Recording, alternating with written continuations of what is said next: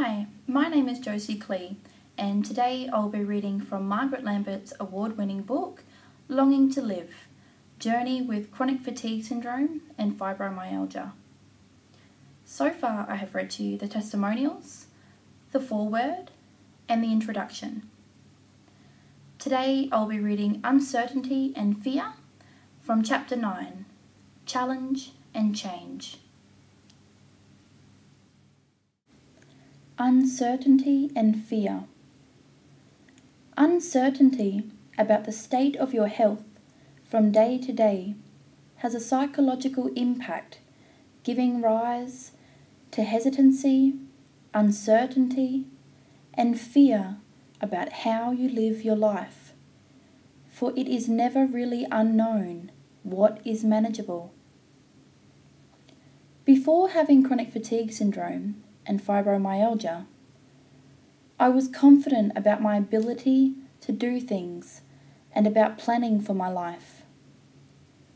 With chronic fatigue syndrome and fibromyalgia, it seems that nothing is well defined anymore.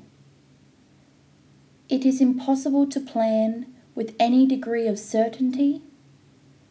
For example, attending a function or engaging in an activity.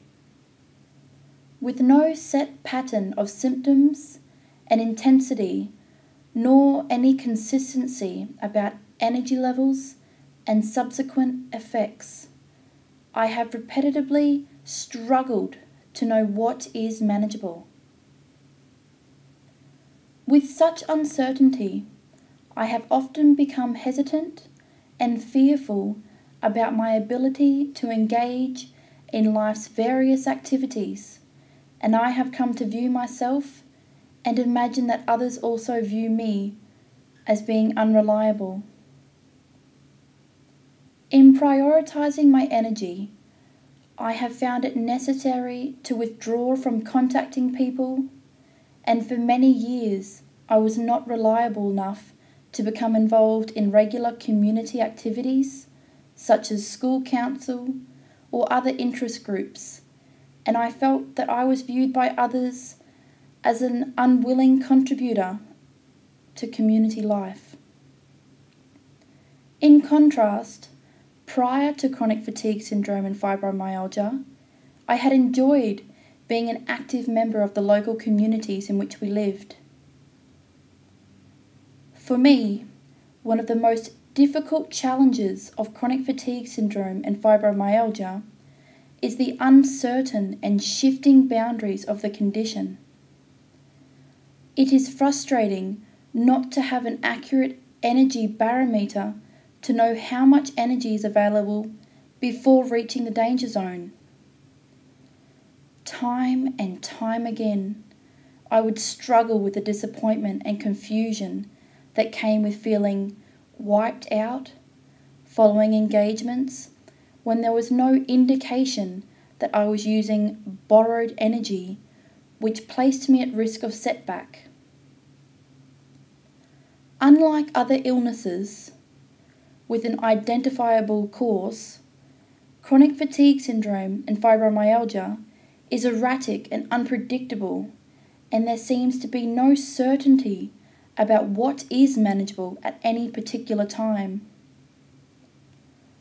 An activity that may be manageable on one occasion may be the trigger for relapse on a different occasion. The law of relativity appears to be challenged with this illness. An activity that uses less energy than another, more demanding activity previously performed without any detrimental effect may well be the trigger for relapse.